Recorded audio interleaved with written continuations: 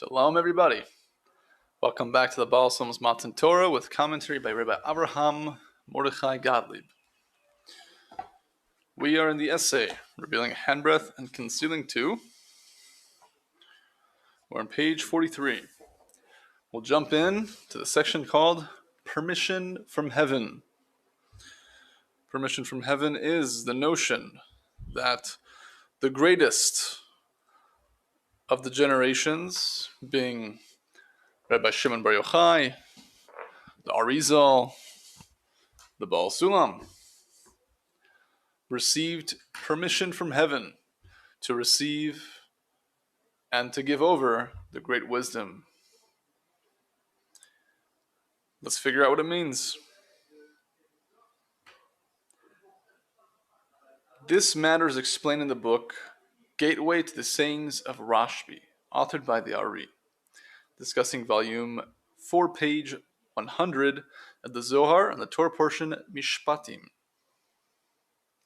under the heading The Son of Yochai Knew to Guard His Way. The Rabbi Shlita says Rashbi is the acronym for Rabbi Shimon Bar Yochai, author of the Zohar. And the Ari refers to Rabbi Yitzchak Luria, the continuation of the soul and spark that was Rabbi Shimon Bar Yochai, who was the soul and spark and continuation of Moshe Rabbeinu himself. So to imagine what the soul really is and the purpose of this collective, ultimate tzaddik, and the amount of light that they revealed for us in our betterment in order to get closer to the Creator. And so to the most recent incarnation of this soul, the Baal Sulam, who said in a personal letter to his father, to his brother, how he had received an Ibor of the Arizal. As opposed to being a Gilgul, meaning a reincarnation, it's also possible to receive a soul in the midst of one's life, in the midst of one's inner work. They can merit to receive, by the Creator's hand, of course, a particular soul at a particular level in order to further assist them in the purpose of bringing goodness and joy to humanity and therefore the Creator. In the case of the Baal Sulam, he said he only merited to receive the soul of the Arizal by God's hand, due to the merit of the generation, not his own merit.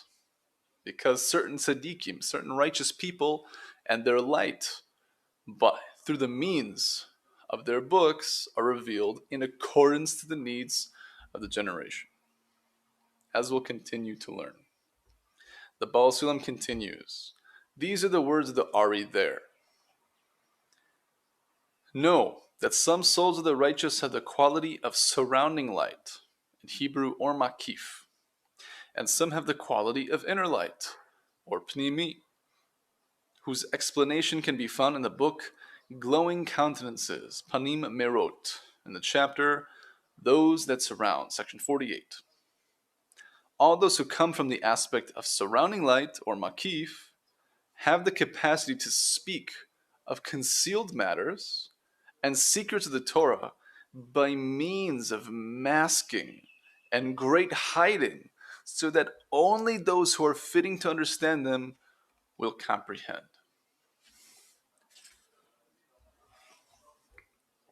The Rebbe Shlita says on this,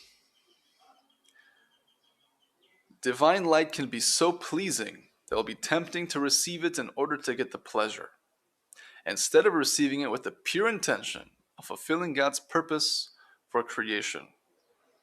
This is, in truth, the addition of the author, the translator, Aryeh Siegel. And we continue to the words of the Rebbe Shlita, page 44, comment 18. Those who have a screen, Hebrew a masach, being the filter that discerns what light can be received with proper intention, will be able to receive only that portion of the divine light, called the inner light, or pnimi, that can be received with the intention to give. To summarize again, the Masach, because Avodat Masachim, the work of Masach, the work of placing screens in our work, is such a central point of our work. And it can be summarized by turn away from bad or turn away from evil. Asur Merah. But a practical example would be one has a pizza in front of them. The entire pizza is split into portions, and I decide for myself I can only receive 1/4 of the pizza with proper intention. That's how much I need for the energy throughout my day until my next meal in order to serve the Creator appropriately. I can receive 1/4 of that pizza in order to give nachar ruach, joy, a spirit of pleasantness to the Creator, because that's the necessity that I need. The rest of the pizza would already be considered or makif relative to this example. Once I make that accounting, that cheshbon, and I deflect, so to speak, I make a masach, a screen on 3/4 of the pizza, the 1/4 that I do consume would be considered or pnimi, inner light, meaning it's the experience in the moment, as opposed to the future experience of or makif, that which is still surrounding and potential to be absorbed by the vessel being myself. I'll save the other pieces for later. The Rebbe Shita continues, however, the surrounding light or makif is what cannot be received at this stage with the intention to give. The surrounding light is the much greater light that illuminates from afar and reaches even those who are banished to a great distance from it. Meaning even those who are as far as one can imagine are still being illuminated as if from the heat of the sun so many miles away, still feeling the sparks and the heat and the warmth of the sun. So too in our spirituality and our work, even if we are not aware of it practically, this or makif is still shining to us from afar, keeping us invigorated and in motion in order, even if unconsciously and subconsciously, driving ourselves in order to receive it. Because once we receive all of this surrounding light, that will be determined to be fulfilling the purpose of creation. Because the Creator wants us to receive all of His light in order to give. This is the idea of the Masach again. Receiving only that which I am able to receive in order to give. I can receive with proper intention. Each person receives something from this light in accord with that person's spiritual state. And the more we work to follow the path of attachment to God, tvekut, even while still dominated by defilement, being our ego and our self-love in order to please ourselves alone, the greater will be our illumination from the surrounding light, the Or Makif. And there's different parameters of Or Makif and Or Pnimi. An amazing one that I've heard is that the prior generations are like Or Makif, meaning above space and time to consider all generations. The prior generations are still shining to us from afar because what we have today, the wisdom that we can gain from the soul that they put onto the page, is still shining. And we have the opportunity to connect to it. In contrast to the current generation, which is considered or pinimi, because the experience right now, it is what is already being received. And also it paints the picture of Yuridot Hadorot, the dissension of the generations. Meaning as the generations continue, we are on an even lesser level of spirituality. Meaning we also have the greatest potential because we have the biggest challenge, and the biggest coarseness, the biggest ego. As our sages tell us, that chutzpah will grow towards the end of time, towards the coming final redemption.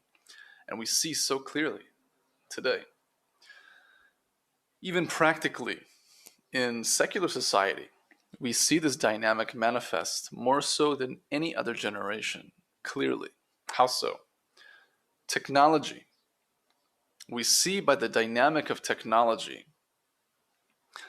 that children and teens find themselves confidently to be on a more advanced level than their parents and the prior generation. Because the current generation, having that their first babysitter is a smartphone or a tablet, and they're already glued to the screen as early as maybe half a year old, and so they grew up with everything in their hands, the whole world at their fingertips, in relation to the prior generation who had computers slower and slower, a lack of computers, so on and so forth. That's already an archaic generation. They don't know what they're talking about. We see it so clearly in today's generation, throughout the world, in relation to technology. This growing chutzpah of how the current generation believes themselves to be all-knowing and all-powerful in relation to older, archaic generations. But the Rebbe Shlita has said many times that the opposite is true in regards to Torah and mitzvot, at least. That prior generations were clearly more refined and more connected. And we, even with our smartphones and computers, are the primitive ones who are far from connecting to the Creator on a simple, authentic level. So, the Or Makif slowly but surely whispers to us in our consciousness, because these are two opposing opinions in our consciousness. Or Panimi is what I'm happy with right now. I have my portion, and I'm happy with it. And Or Makif is that essentially infinite light that's outside of myself that I can still receive through a myriad of ways, that whispers to me, saying, receive more, receive more. The Creator wants you to receive. It's the purpose of creation. It's also the purpose of creation in the meantime, to work on the tikkun of creation, because I need to get to the place of receiving or to give by means of giving to give, and making masachim, and receiving only that which I can receive in order to give, what I need for my survival. He continues, the soul of Rashbi was from the surrounding light, which is much greater than the light, the inner light, as previously noted. For the surrounding light is not limited by the soul's vessels, but the inner light is limited by them. Thus, Rashbi, Rabbi Shimon Bar Yochai, revealed the Zohar to the whole community of Israel with great sagacity, and each person can get some feeling from it, some illumination to his soul. The Rebbe Shita has said recently that those at the level of Gemar Tikkun, meaning the full correction of their soul, like Rabbi Shimon Bar Yochai, was operating above space and time. They could tap into a consciousness that went into the mainframe of the system of all of reality and see from start to end. So when he wrote the Zohar, he wrote it for us, specifically for this last generation. And we have the merit to connect to it today in a clear and understandable way. Of course, with great Rebbes who know the matters intimately. He continues, however, a true understanding of the Zohar, that is, when the surrounding light shines within as inner light, is still only for those who struggle to perfect themselves, each according to his or her level. The path of spiritual work is to invest effort in learning as a means to draw down the light of the Torah from this surrounding light, this Or Makif. Each person merits according to his or her level until the light of the Torah perfects him or her, and the surrounding light becomes inner. This is the purpose of learning the inner meaning of the Torah, to draw from the surrounding light whatever is relevant to the soul of the individual. Meaning, when we learn, we should have the intention to draw the Or Makif into our inner being, in order that this Torah refines us, because the light of the Torah, as the Zohar says, Torah is from Hora'ah, meaning it's a guiding way. And it's also from the language of Or, meaning it's the guiding light that shines within our consciousness and our inner being, so that we can see the truth about ourselves and slowly but surely request the Creator to help us by means of seeing what we cannot correct ourselves because of the major egoism that we hold on to. This is the purpose of the Torah, the purpose of the inner Torah, to refine us, but particularly to have the intention to draw this light, the surrounding light, all the more so the surrounding light of the Zohar Kodosh that Rabbi Shimon Bar Yochai brought to us, as he himself is from the surrounding light. It's a great thing to have this merit. Back to the words of the Baal Sulam, the middle of page 43.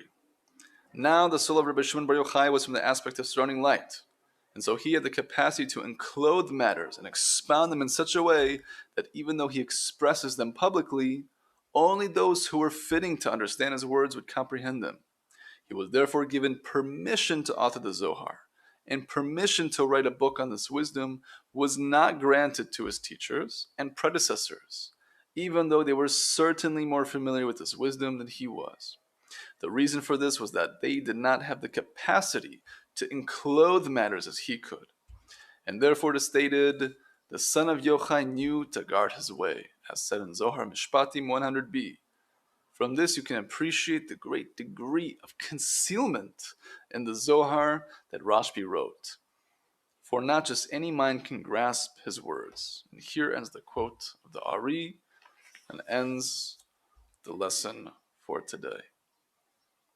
But just to preface, before we continue at our next lesson, thankfully, despite this great concealment, there has been great clarifications that are existing today in our generation so that we can